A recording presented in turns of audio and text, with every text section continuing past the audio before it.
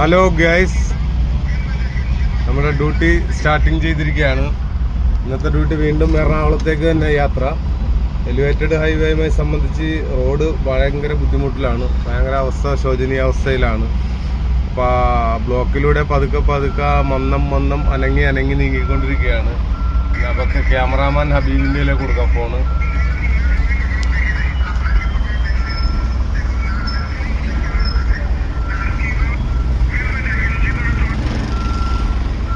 എല്ലാം കാണിച്ചു. ഇവിടെയൊക്കെ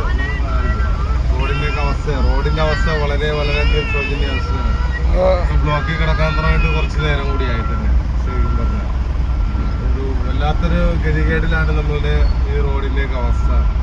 കുണ്ടും കുഴിയും നിറഞ്ഞ ജീവിതം, എന്താ പറയുക, കരിപുരണ്ട ജീവിതം എന്ന് പറഞ്ഞ കണക്ക് തന്നെ കുണ്ടും കുഴിയും നിറഞ്ഞ ജീവിതമാണ്.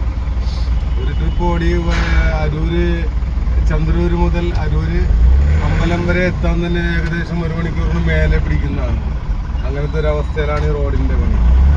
ഒരു എന്താ പറയണ്ട, മനുഷ്യജീവൻ ഒരു വില കൽപ്പിക്കാത്ത രീതിയിലുള്ള ഒരു പണിയാണ് ഈ NHന്റെ വർക്ക് നടന്നുകൊണ്ടിരിക്കുന്നത്. അത്രക്കും വളരെയധികം മോശമായ ഒരു അവസ്ഥ തന്നെയാണ്.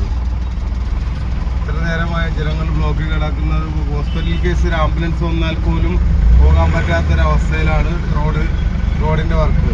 ശരിക്കും സർവീസ് റോഡൊന്ന് ക്ലിയർ ആക്കി കഴിഞ്ഞാൽ വണ്ടികൾക്ക് ഏകദേശം പോകത്തക്ക രീതിയിൽ ചെയ്യാവുന്ന വിഷയങ്ങളേ ഉള്ളൂ. ഇത് മനഃപൂർവ്വം എന്ന രീതിയിലാണ് ഇങ്ങനെ ഇട്ട് ജനങ്ങളെ ബുദ്ധിമുട്ടിക്കുന്നത്, കഷ്ടപ്പെടുത്തുക എന്നുള്ളത് തന്നെയാണ്. ഇതാണ് നമ്മുടെ റോഡിന്റെ പണി. കണ്ട റോഡിന്റെ അവസ്ഥ കണ്ട, എന്താ പറയണ്ട, നടുവൊടിഞ്ഞ് മനുഷ്യന്റെ നടുവിന്റെ ആകെ നട്ടലിളകിയ ഒരു അവസ്ഥയിലാണ് ഇത്.